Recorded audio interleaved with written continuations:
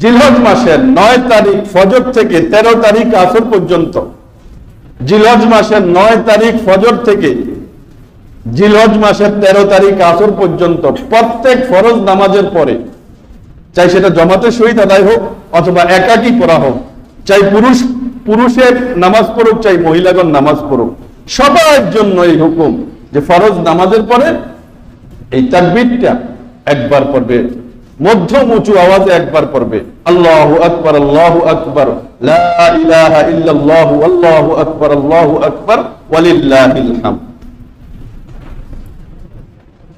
নারী পুরুষ সবার জন্য জমাতে একাকী সর্ব অবস্থায় এই তাকবীরটা একবার মধ্যম উঁচু আওয়াজে পড়বে। একবারের বেশি পড়া এটা আবার সুন্নতের খেলাফ, সুন্নতের পরিপন্থী। পড়তে হবে একবারই। পড়তে হবে কয়বার? একবার, মধ্যম উঁচু আওয়াজে। সালাম ফিরানোর সাথে সাথে দুনিয়াবি কোনো কাজ না করার আগে, অর্থাৎ নামাজের পরিপন্থী কোনো কাজ করার আগে আগেই এটা পড়তে হবে। আল্লাহ পাক আমাদেরকে তৌফিক দান করেন।